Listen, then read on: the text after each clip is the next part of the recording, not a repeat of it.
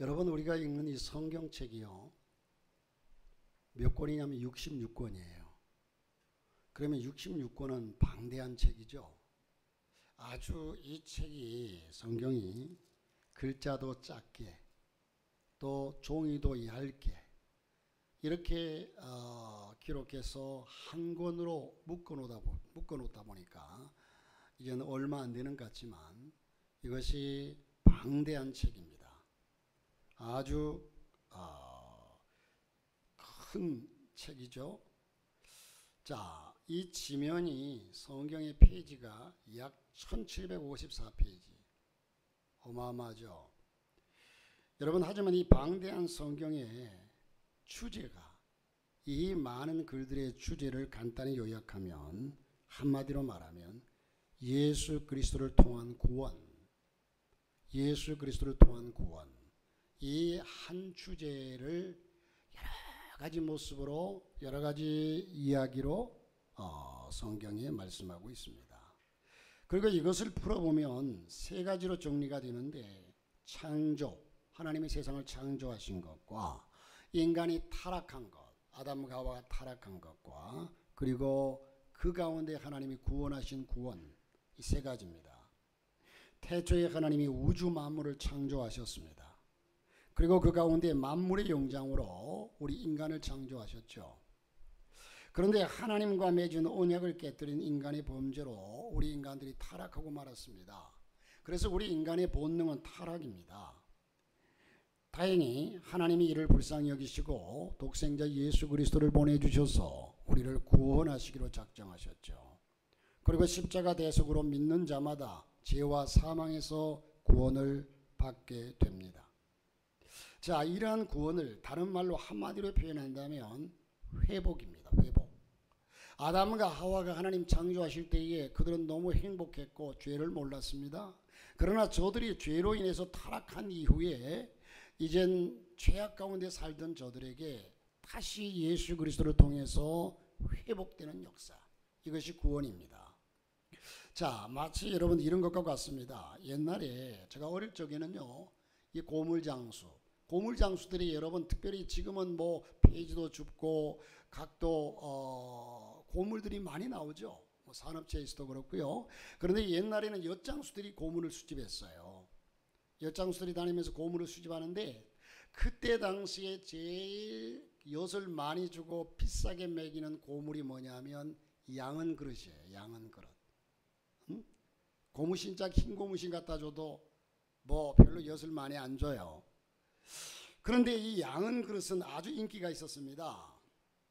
이 양은 그릇, 찌그러진 것을 갖다 주면 엿으로 바꿔주고, 또 때로는 비누도 주고, 심지어는 또 다른 그릇으로 새 그릇들도 주기도 하고요.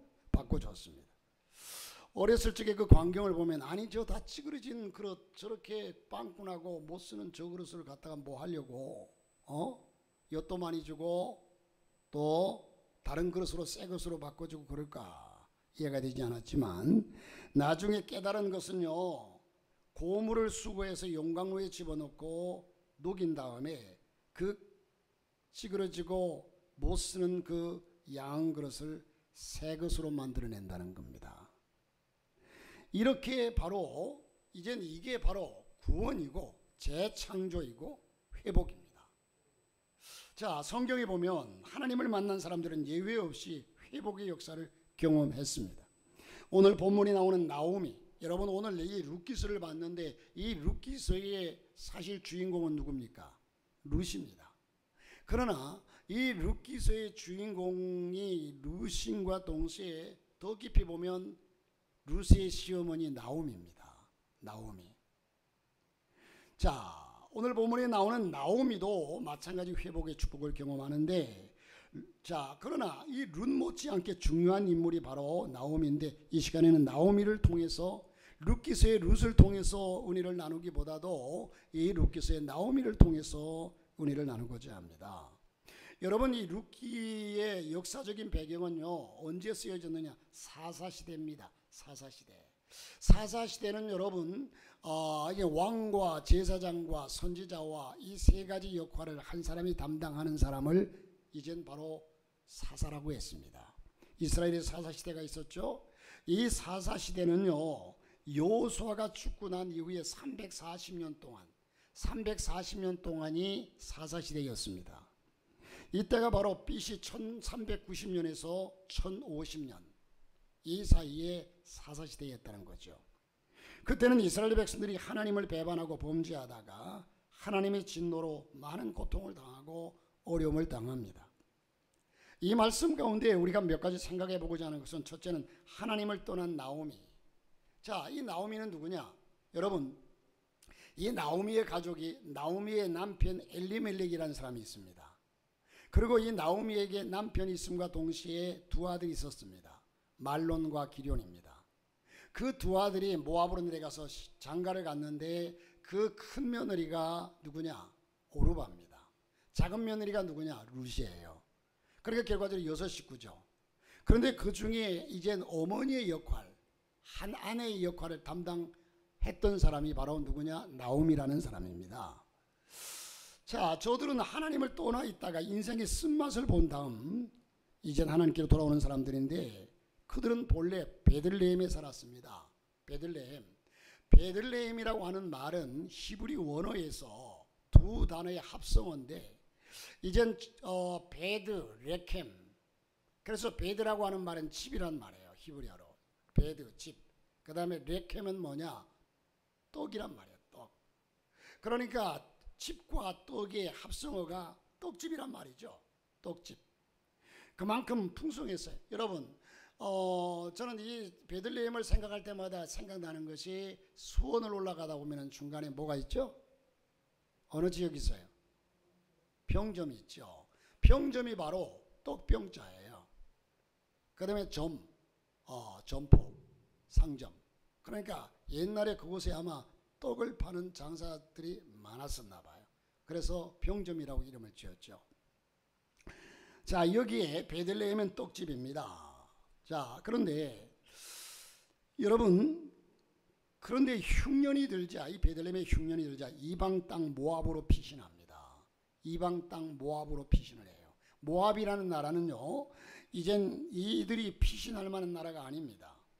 룻기서 1장 1절에 보면 사사들이 치리하던 때에 그 땅에 흉년이 들어 유다 베들레헴의 한 사람, 이 유다 베들레헴의 한 사람의 그 가정의 가장이 엘리멜렉이죠. 그 부인이 나오미고요. 엘리멜렉이 그의 아내 나오미와 두 아들 말론, 기럐을 데리고 모압 지방에 가서 거류하였는데, 그렇게 기록해요.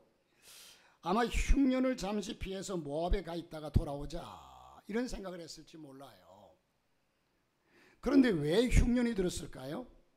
여러분, 흉년이 들면 이번에 여러분 강릉에 이젠 비가 오지 않아 가지고요, 재난 선포를 할 지역으로 그 정도 비가 오지 않았는데, 이번에 이제 비가 한 100mm 정도 왔대요. 그러니까 가뭄이 아마 완전히 해결은 안 돼도 그래도 해결될 것 같은데, 흉년이 드는 것은 여러 가지 이유가 있겠지만 그렇다고 강릉에 죄를 많이 지어서 그런 건 아니죠.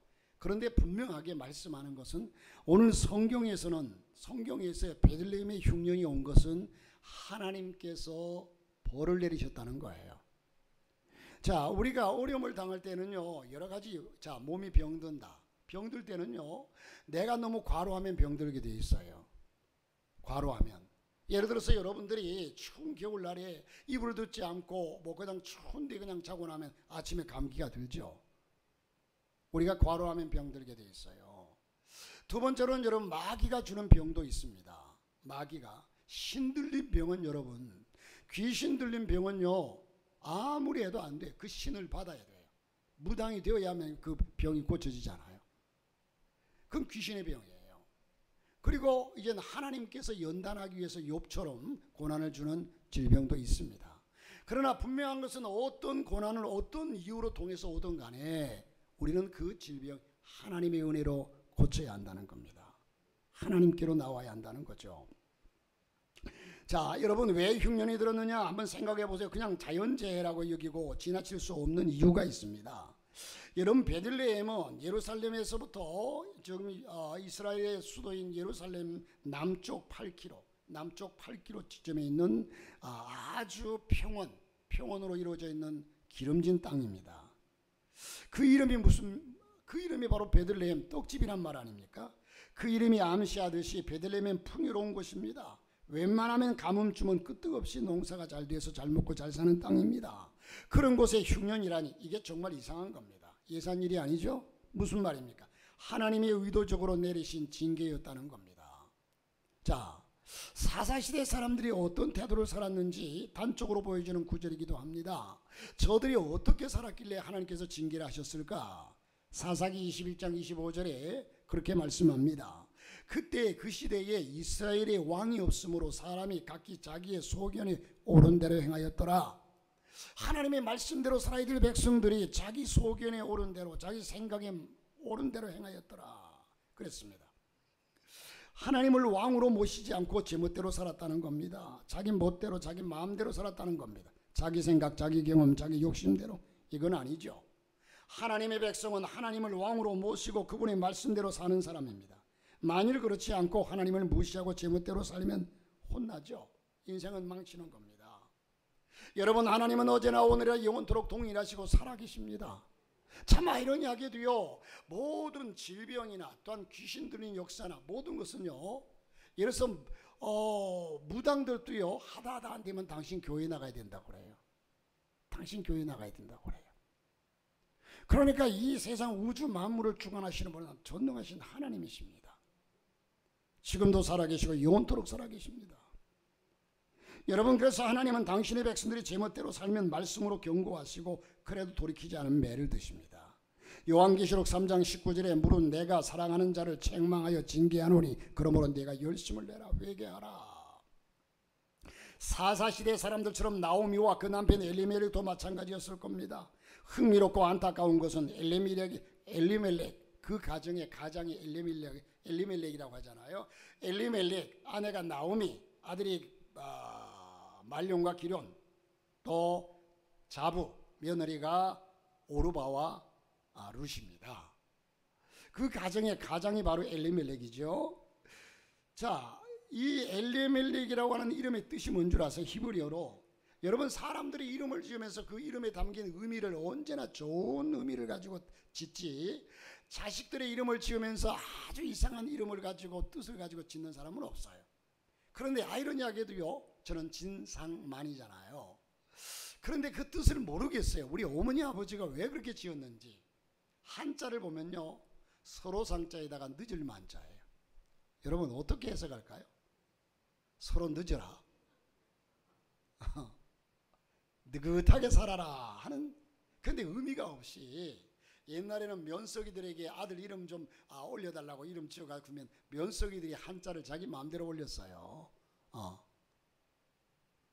그런데 또 만자도 늦을 만자잖아요. 저희 형제들이 5형제인데 형제들 전부 돌림자가 1만 만자예요. 넷은 1만 만자인데 나 혼자 늦을 만자로 써놨어요. 어쨌든 사람들은 자식들의 이름에 담긴 의미와 뜻을 아주 그렇게 되기를 원하는 이름으로 기록합니다. 엘리멜렉이라고 하는 이름의 뜻은 히브리어로 나의 하나님이 나의 왕이시다, 이런 뜻입니다. 그 아버지가 신앙적 소원을 담아서 그렇게 지어준 거죠. 그런데 그 이름과 정반대로 살았습니다. 하나님을 왕으로 모신 게 아니라 자기가 왕노릇하며 살았습니다. 그래서 흉년이 왔는데 아직도 깨닫지 못하고 베들레헴으로 떠나 모압으로 갑니다. 여러분, 그러면 깨닫고 하나님 말씀을 따라 살아야 되는데, 이스라엘 백성들이, 아니 처음에 여러분 이젠 하나님께서 그 백성들에게 노아 시대에 이젠 물로 홍수로 세상을 쓸었어요. 그 위에 모든 사람들이, 그 이후에 태어난 모든 사람들이, 조상들이 그렇게 당했다는 얘기를 듣고, 그러면 우리는 하나님 말씀대로 살자 하지 않고 저들은 자기들의 꾀를 내가지고 바벨탑을 쌓잖아요. 여러분, 여기에서도 이젠 엘리멜렉이 가족들과 더불어서 하나님께서 그렇게 이젠 우리를 야단을 쳤으면 이젠 바로 서서 하나님 말씀대로 살아야 되겠다라는 결정을 하고 결심을 해야 되는데 엉뚱한 생각을 해요. 자, 왜 하나님을 못 믿는 거죠? 하나님께서 분명히 노아 시대에 내가 저 구름 속에 무지개를 두었나니 앞으로 절대로 물로 심판하지 않겠다고 말씀하셨어요. 그럼에도 그 하나님을 못 믿고 하나님이 또 우리를 심판하신다면 우리는 바벨탑을 쌓아서 탑 꼭대기 가서 그 물을 피하자, 그렇게 얘기합니다. 자, 모압으로 갔습니다. 모압은 이스라엘 나라와 적대 국가입니다. 여러분, 하나님을 부정하는 우상 숭배가 가득한 나라가 모압입니다. 단지 육신적으로 살기 편하다고 찾아간 것은 하나님을 배반하고 멀리 떠난 영적인 불순종입니다. 영적인 잘못된 행위입니다. 여러분, 그 결과가 어떻게 됐습니까? 룻기서 1장 3절 5절에 보니까, 자, 함께 읽어봅시다. 룻기서 1장 3절에서 5절 시작. 나오미의 남편 엘리멜렉이 죽고 나오미와 그의 두 아들이 남았으며 그들은 모압 여자 중에서 그들의 아내를 맞이하였는데 하나의 이름은 오르바요 하나의 이름은 룻이더라. 그들이 거기에 거주한 지 10년 즈음에 말론과 기론 두 사람이 다 죽고 그 여인은 두 아들과 남편의 뒤에 남았더라. 잠시 체류하다가 저들은 다시 베들레헴으로 돌아오겠다고 생각했는지 모르지만 조금씩 깊이 빠져가다 보니까 그러다 어떤 일이 벌어졌습니까? 나오미의 남편 엘리멜렉이 죽었습니다. 가장이 죽었습니다. 자, 여러분, 한번 잘못하면 축구 경기를 할 때 심판이 잘못하면 옐로 카드를 내죠. 지금 이들은 옐로 카드를 받았습니다. 그때 얼른 다시 깨닫고 베들레헴으로 돌아와야 하는데 지금 이 남편이 죽는 것은 하나님의 뜻이 있고 의미가 있는데 깨닫지 못해. 그런데 계속 머뭇거리면서 그곳에서 두 아들을까지도 이방 여인과 함께 장가들고 이젠 거기서 살게 됩니다. 그런데 아이러니하게도 두 아들까지 죽어버렸어요. 이 두 아들까지 죽었다는 얘기는요, 이젠 레드카드입니다. 나오미, 룻, 오르바 과부 셋만 남았어요.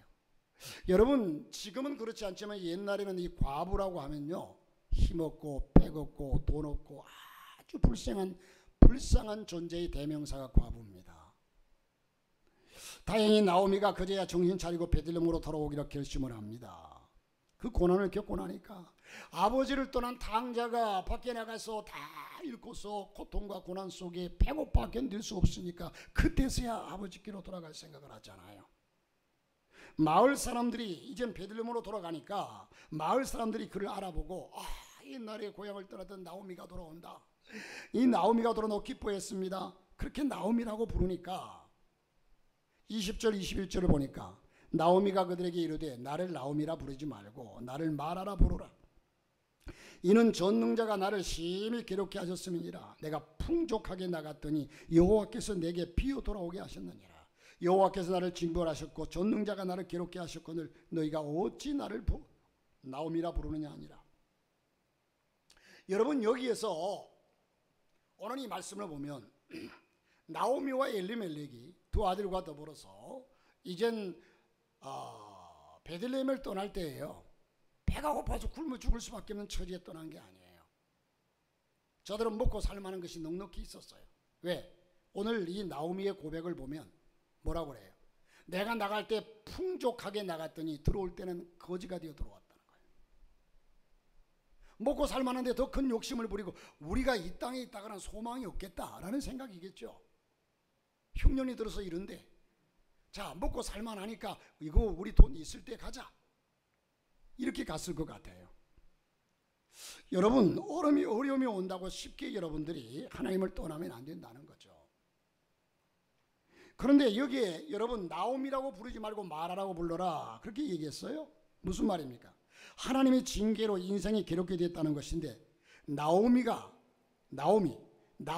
이름의 뜻이 뭐냐면요, 희락, 기쁨, 즐거움, 곧 단맛이란 거, 단맛, 인생의 단맛, 희락, 기쁨, 즐거움, 이것이 나오미란 이름의 뜻이에요. 그런데 마라는 뭐냐? 마라는요, 슬픔과 괴로움과 쓰라림, 곧 쓴맛이라는 거예요. 이스라엘 백성들이 이젠 광야를 갈 때에 물이 없어 야단 들일 때에 한 웅덩이를 만났는데 그 웅덩이 물을 마셔보니까 너무 써요. 그래서 그게 마라의 쓴물이라고 그랬어요. 자, 여러분, 내가 지금 거지꼴로 돌아왔는데 나오미는 내가 기쁨이 있느냐, 희락이 있느냐, 즐거움이 있느냐? 나는 지금 내 인생 다 말아먹고 쓴맛 인생을 가지고 돌아왔다. 나를 나옴이라 부르지 말고 마라라 불러라. 그렇게 얘기를 해요. 불쌍한 여인이라는 겁니다. 그렇습니다. 여러분, 하나님을 멀리하면 하나님이 배반하고 불순종하면 반드시 쓴맛을 보게 돼 있습니다. 하나님의 자녀는요, 이제 저와 여러분, 자, 이스라엘 백성들이 여러분 애굽에서 탈출해가지고 홍해를 건너서 이젠 광야로 나왔습니다. 광야 생활이 아무리 힘들어도 다시 저들은 애굽으로 돌아갈 수가 없어요. 애굽으로 돌아가려고 했던 수없이 많은 사람들이 다 죽었습니다. 지진으로 죽고 배고파 죽고 다 죽었어요. 우리는 하나님의 자녀가 된 이상 하나님의 자녀로서 살 수밖에 없어요. 이것은 여러분 공갈 협박이 아닙니다. 고난이 올 때 조심하시기를 바랍니다. 모든 고난이 그런 것은 아니지만 여러분, 이 고난은 여러 가지 이유로 통해서 우리에게 와요. 아까 질병도 그런 여러 가지 이유로 통해서 온다고 하잖아요. 자, 그러나 언제나 고난이 오면 언제나 우리 그리스도인들은 우리 자신을 먼저 돌아봐야 합니다. 우리 자신을 돌아봐야 합니다. 혹 내가 하나님 앞에 그리낌이 없는가? 설사 특별한 잘못이 없이 당하는 애매한 고난이라도 우리는 모든 어떤 고난이라도 하나님께 가까이 와야 합니다. 여러분, 그게 사는 길입니다. 승리의 축복의 길입니다. 할렐루야. 이 룻은 여러분, 롯과 룻을 제가 구분을 잘 못하네요. 지금 롯 하다 보니까 여러분, 롯은 소돔 고모라에서 멸망한 사람이 롯이고, 이제 소돔 고모라가 멸망하고 이제 소알성으로 도망갔지만 롯의 처가 그렇게 소금 기둥이 되었죠. 그런데 여기 나온 사람은 오가 아니라 우예요. 롯이 아니라 룻이에요. 근데 여러분들이 다 알아먹을 거예요. 내가 이삭이 아브라함을 낳았다고 해도 여러분들이 그걸 그대로 고지 듣겠습니까? 목사님이 얘기를 잘못하고 있구나. 그렇다고 목사님이 그걸 몰라서 얘기하고 있을까? 그건 아니겠지. 하다 보니까 착각했겠지. 할렐루야. 자, 어쨌든 여러분, 이 룻은 나중에 어깨너머로 배운 신앙인데도 고난 중에 하나님께 다가갔습니다. 그리고 승리했습니다. 그렇게 신앙생활을 해야 됩니다. 그의 동서 오르반은 어떻습니까? 자, 두 아들이 죽고 나니까 과부만 셋이 남았어요. 그러니까 이제 시어머니가 며느리 둘 보고 너희들 고향으로 돌아가라. 고향으로 돌아가서 새로 시집 가든지 하여튼 돌아가라. 자유를 주었어요. 그러면 그 상황에서 당연히 돌아가는 것이 마땅하지만 이젠 큰 며느리는 옳다, 좋은 기회다. 내가 그렇지 않아도 가고 싶었는데 시어머니가 가라고 하지 않으면 어떡할까 했는데 시어머니가 가라고 하니까 그냥 좋아서 돌아갔어요.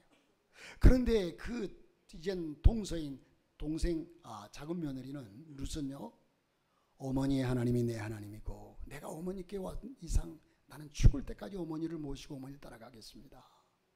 육신적으로 볼 때는 이게 얼마나 고난의 길이고 험한 길입니까? 그런데 그래 하겠습니다. 했더니 여러분, 이젠 결국 룻의 결과를 보면 놀라운 축복을 받지 않습니까? 여러분, 오르반은 나오미와 함께 베들레헴으로 행하다가 중간에 친정으로 가버렸습니다. 룻은 뻔히 고난이 기다리고 있음을 알고도 하나님을 경외하는 믿음으로 시어머니를 끝까지 따라갑니다. 그 장면을 성경은 이렇게 묘사하고 있습니다. 룻기서 1장 14절에 보니까 그들이 소리를 높여 다시 울더니 오르반은 그 시어머니에게 입맞추되 룻은 그를 붙쫓았더라. 거기서 붙쫓다라는 단어가 착 달라붙다, 매달리다 이런 뜻이죠. 고난이 온다고 하나님을 원망하고 멀리 도망치면 손해만 보게 됩니다. 더 큰 고난이 기다리고 있어요. 여러분이 지금 하나님을 떠나서 때로는 이젠 교회를 떠난다고 해서 거기에 가면 나 자신이 변화되지 않으면 어디를 간들 여러분 그 고난에서 벗어날 수가 없어요. 그래서 이런 말이 있잖아요. 고양이를 피하려다가 보니까 뭘 만났다? 호랑이를 만났다. 봄을 만났다. 쓰레기차 피하려고 보니까 뭔 차를 만났어요? 똥차를 만났어요. 여러분, 고난이 오면 어떤 형태의 고난이든 하나님의 신호입니다. 어떤 형태, 어떤 이유로 왔든 욥에게 욥이 정직한데도 고난이 왔잖아요. 근데 하나님께서 뭔가 뜻이 있어서 주는 고난이라는 거예요. 내게로 가까이 오라. 내가 해결해 주마. 그 신호를 알아차리고 하나님께 가까이 가다 보면 승리할 수 있습니다. 기적이 일어납니다. 룻이 그렇게 해서 큰 축복을 받았잖아요. 히스기야 왕도 그랬습니다. 그가 중년에 죽을 병에 걸려서 절망 상태에 있었습니다. 그때 어떻게 했습니까? 이사야서 38장 2절에 히스기야가 얼굴을 벽으로 향하고 하나님께 기도하여 오직 하나님만 바라보고 의지했다는 겁니다. 야곱이 그렇습니다. 20년 만에 돌아올 때 형이 자기를 죽이려고 군사를 끌고 옵니다. 죽을 수밖에 없는 상황입니다. 그러나 그는 야복 강가에 엎드려서 하나님, 내가 잘못했습니다. 하나님께 기도할 때에 하나님은 그 모든 것을, 상황을 완전히 역전시키셨습니다. 자, 여러분, 그러니까 고난이 오면 하나님 앞에 나가 승부를 해야 한다는 거죠. 회개하고 짝 달라붙어서 매달리면, 기도하고 순종하면 필승합니다. 마치 이런 거나 마찬가지. 여러분, 요즘은 벽지가 여러 가지가 나옵니다. 질긴 것도 나오고 뭐 값싼 것은 잘 찢어지는 것도 나오는데, 그러나 아무리 질긴 벽지라고 해도 사람이 손으로 찢으면 찢어져요, 안 찢어져요? 찢어져요. 물에 담그면 흐트러지고요. 벽지는 별 힘이 없어요. 자, 물에 젖어버리면 그게 이제 금방 찢어져 버리고 못 써요. 그런데 이 벽지를 풀칠을 해가지고 벽에다가 딱 붙이고 나면, 이 벽에 바른 풀들이 마르고 나면요, 그 벽지는 손으로 찢으려고 해도 찢지 않고, 주먹으로 쳐도 찢어지지 않고. 왜? 벽에 달라붙어 있기 때문에. 저와 여러분은 벽지와 같은 존재지만은, 보잘것없는 존재지만은, 전능하신 하나님께 딱 붙어 있으면 그 누구도 우리를 건드릴 수 없습니다. 할렐루야. 홀로 있으면 연약합니다. 그러나 하나님을 가까이 하고 붙어 있으면 강해집니다. 나오미는 고난이 닥쳐올 때 하나님께 다가가 붙어 있지 않고 오히려 멀리 가다가 인생의 쓴맛을 보았습니다. 여러분, 두 번째로 하나님께 돌아온 나오미를 보십시오. 인생의 단맛을 보게 됐죠. 때늦은 후에지만 나오미가 남편과 두 아들을 잃은 후에 회개하고 하나님께 돌아옵니다. 베들레헴으로 다시 돌아옵니다. 어떻게 보면 그가 베들레헴으로 돌아오면 얼마나 수치를 당할까. 잘 먹고 잘 살려고 풍성할 때, 부자 될 때 나갔는데 다 망해가지고 거지꼴로 남편도 죽고 두 아들도 죽고 며느리 하나 데리고 두 가부가 이젠 고향을 들어오면, 고향에서 어떤 천대를 받고 어떤 또한 모욕을 당할지 사람들이 비웃거리고 아마 그럴 것을 뻔히 알았을 거예요. 그럼에도 불구하고 하나님께로 돌아오는 거죠. 그럼에도 불구하고 때늦은 후에지만 나오미가 남편과 두 아들을 잃은 후에 회개하고 하나님께 돌아옵니다. 그러자 이제 인생의 쓴맛에서 벗어나서 인생의 단맛을 보게 됩니다.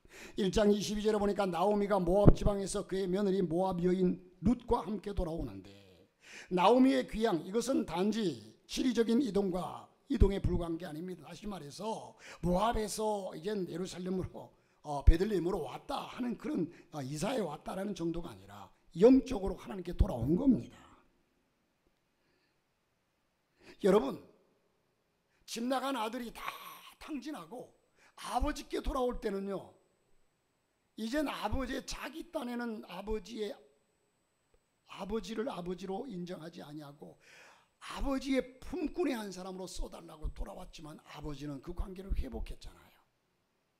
그 관계를 회복했습니다. 아직 눈에 보이는 변화는 없지만 새 창조의 시작입니다. 이미 회복이 시작된 겁니다. 그렇습니다. 구원은 회개하고 하나님께 돌아와서 죄로 말미암아 깨졌던 관계를 회복하는 겁니다. 그러면 살아납니다. 호세아 6장 1절에 보면 타락한 이스라엘에게 피를 토하듯이 외친 호세아의 메시지가 있습니다. 오라, 우리가 여호와께로 돌아가자. 여호와께서 우리를 찢으셨으나 도로 낫게 하실 것이요 우리를 치셨으나 싸매어 주실 것임이라. 회개하고 하나님께 돌아오면 모든 것을 회복하고 승리할 수 있다는 말입니다. 아까 여러분이 마지막 찬양했습니다마는 어서 돌아오,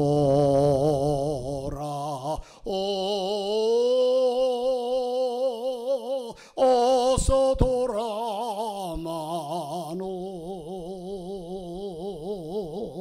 지은 죄가 무겁고 크기로 주었지 못 담당하며 못 받으시리요. 나오미가 기양하자 서서히 회복의 역사가 진행됩니다. 구약 이스라엘의 사이에 긍휼의 율법이 있었습니다. 가난한 사람들을 위한 배려입니다. 그 중에 하나가 뭐냐 하면 농사지을 땅이 없는 사람이 밭에 와서 추수하다 남은 이삭을 마음대로 줍도록 허용하는 것이 그때의 법 중에 하나였습니다. 아무도 금지할 수 없었습니다. 루시 시어머니와 함께 왔는데 아무런 소유가 없습니다. 땅이 없습니다. 먹고 살 길이 막막합니다. 그래서 긍휼의 율법대로 남의 밭에 가서 이삭을 주어서 생계를 이어갑니다. 그런데 마침 그 밭의 주인이 보아스였습니다. 보아스는 베들레헴의 부자였습니다. 나오미의 남편 엘리멜렉에 가까운 친척이었습니다. 친척이었어요. 룻기서 2장 3절에 보면 룻이 가서 베는 자를 따라 밭에서 이삭을 줍는데 우연히 엘리멜렉의 친족 보아스에게 속한 밭에 이르렀더라. 이 우연이라는 말은 여러분 룻의 편에서 볼 때 아무 생각 없이 그는 그저 먹고 살기 위해서 이삭을 주우러 갔는데 가서 보니까 그 밭이 자기 시아버지의 친족인 엘리멜렉의 친족인 보아스의 밭이었더라는 거죠. 친척의 밭이었더라는 거예요. 그런데 희한한 게 그 밭이 보아스의 밭이었는데 하나님의 놀라운 섭리입니다. 하나님의 룻의 발길을 그곳으로 인도하신 거죠. 그러면 여기에서 그 이제 친척의 밭에서 주우니까 더 마음 놓고 주울 수도 있겠죠. 이게 첫째 복이고 이게 지금 전 복의 전부가 아닙니다. 이까짓 건 뭐 남의 밭에 가서 이삭 줍는 거야 친척의 집이나 뭐 남의 집이나 가 줍는 거 뭐 그렇게 큰 차이가 있겠습니까? 그러나 여기에서 은혜를 입어요. 그 당시 이스라엘의 히브리어로 고엘이라고 하는 제도가 있었습니다. 고엘은요 기업을 물을 자라는 뜻입니다. 자 여러분 예수님께서 사두개인들이 와가지고 사두개인들은 영적인 것을 부정하는 자거든요. 예수님께 물어요. 그때 당시에 제도가 어떻냐? 그 아들이 7명이 있습니다. 형제 7명이 있어요. 그래 큰아들이 장가를 갔어요. 장가를 갔는데 어쩌다 보니까 큰아들이 그냥 젊은 나이에 죽어버렸어요. 그러면 그 부인, 그 집안의 며느리, 큰 며느리, 이 며느리는 자동적으로 둘째 아들과 살아야 돼요. 둘째 아들과 결혼해요. 그 둘째 아들이 또 어쩌다 죽어버렸어요. 그러면 그 며느리는 또 셋째 아들과 살아야 돼요. 이게 그때 법이었어요.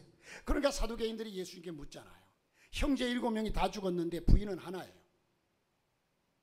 그러면 천국 가가지고는 누구의 부인이 되겠습니까? 그래요. 그래서 예수님께서 천국에는 시집장가 가는 것이 없다. 그러니까 그때 법이 그랬어요. 법이 누군가와 결혼해 살았어요. 그런데 남편이 죽으면 이젠 그 다음에 가까운 친척, 가까운 그 계대를 이어서 결혼합니다. 자 보세요. 이것이 역시 긍휼의 율법 중에 하나인데 어떤 사람이 빚을 져서 토지를 잃었을 때 가장 가까운 친족이 되찾아 주는 겁니다. 혹은 어떤 사람이 자식을 낳지 못한 채 죽었을 때 그 미망인에게 장가들어서 대를 이어주었는데 이를 가리켜서 계대결혼이라고 했습니다. 계대결혼. 이것은 대를 이어줄 뿐만 아니라 훌륭한 사회보장 제도였습니다. 당시에. 요즘과는 달리 그 당시 사회는 여인들의 인권 상황이 참으로 열악했습니다. 생계조차 이어가기가 어렵습니다. 계대 결혼을 하면 살 길이 열립니다. 룻이 보아스와 결혼하면 나오미 가문의 대를 이을 수 있고 살 길도 열립니다. 그런데 문제가 하나 있었습니다. 보아스보다도 가까운 친척이 있었어요. 언제나 가까운 친척과 결혼해요. 가까운 친족이 있었습니다. 그 사람이 1순위고 보아스가 2순위입니다. 이 룻에게 있어서 그 사람이 자기 권리라고 주장하면 보아스와 결혼하는 것은 불가능합니다. 다행히 그 사람이 포기합니다. 나 결혼하지 않겠다. 그도 그럴 것이 룻은 이방 모압 여인입니다. 이스라엘 나라 여인이 아니라 이방 여인이에요. 그런데다가 이젠 이 여인에게는 가진 것도 없어요. 생기는 것은 없고 온통 의미와 책임, 내가 책임지는 그 일밖에 없다. 그래서 결국은 포기하니까 결국 보아스 차례가 되었습니다. 그런데 4장 13절에 보니까 이에 보아스가 룻을 맞이했어요. 아내로 삼고 그에게 들어갔더니 여호와께서 그에게 임신하게 하심으로 그가 아들 오벳을 낳은지라. 여기 하나하나 보면요, 지금 보아스를 만난 것이 축복의 첫째 걸음이고요, 그 다음에 아들 오벳을 낳았어요. 자, 여러분 보아스와 룻이 결혼해서 그 사이에 태어난 오벳은 누굽니까? 저 유명한 다윗의 할아버지입니다. 다윗의 할아버지예요.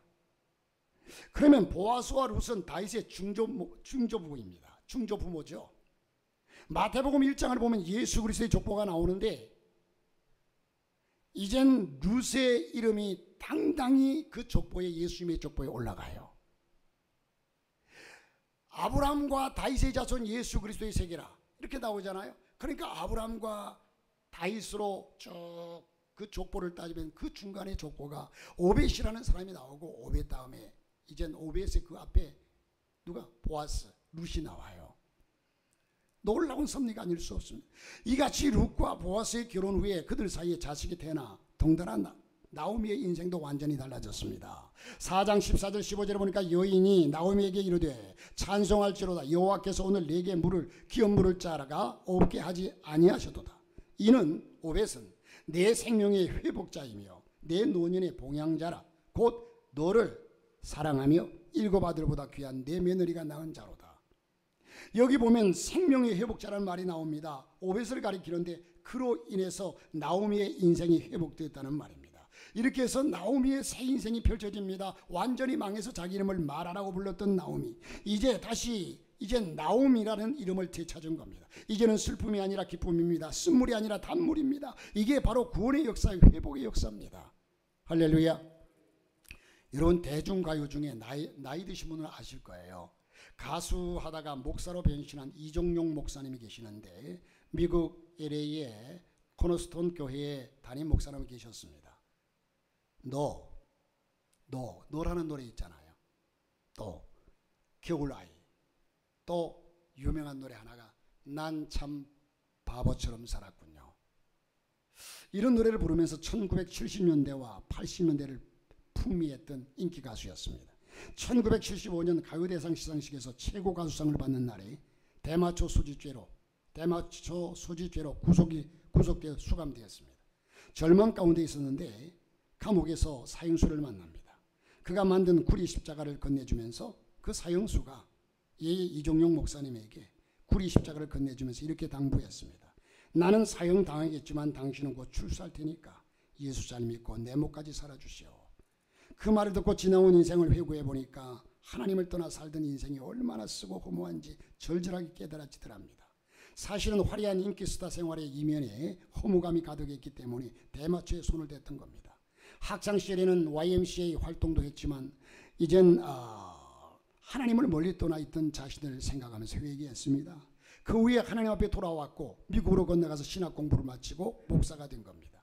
그가 수년 전에 펴낸 그때 당시에 펴낸 간증집의 제목이 이겁니다. 간증집의 제목이 난 참 바보처럼 살았군요. 과거에 가수 시절 불렀던 노래 제목인데 그때는 노래를 부르면서도 몰랐는데 하나님을 만나고 나니까 과거의 인생이 정말 바보 같았음을 고백하는 겁니다. 그런 그리스도인으로서 목사로서 과거 인기 가수 시절과 비교할 수 없는 기쁨을 누리고 살았습니다. 여러분 우리가 볼 때 인기 가수들, 인기 탤런트들을 보면 저들은 참 황홀한 삶을 날마다 살 것 같지만요. 저들이 사람들 앞에서는 그렇게 인기를 끌어도 그 이면에는 참으로 허탈하고 허무한 인생이 있어요. 쓴맛 인생에서 단맛 인생으로 바뀐 분이 바로 이종용 목사님. 이게 바로 하나님께서 예수 그리스도를 통해 주시는 회복의 역사입니다. 전 인생의 변화입니다. 여러분은 어떻습니까? 예수 안에 있습니까? 밖에 있습니까? 예수 믿노라 하면서도 삶은 자꾸 예수 밖으로 나가는 것은 아닙니까? 예수 안에 있으면 여러분 예수 안에 있으면 오케이지만 예수 밖에 있으면 KO입니다. 시편 73편 28절에 하나님께 가까이 함이 내게 복이라. 하나님과 영적인 거리가 얼마나 되는가? 가까운가 뭔가? 이게 바로 행복지수입니다. 부디 하나님을 가까이 하면 쓴맛 인생이 단맛 인생으로 바꾸어가고 변화되어 가는 겁니다. 회복되시기를 바랍니다. 여러분의 심령이 회복되고 평화와 기쁨이 있기를 바라고 여러분의 육체가 회복되고 경제가 회복되고 예수 그리스도 안에서 살아계신 하나님 안에서 회복되는 역사가 있기를 주의 이름으로 축복합니다.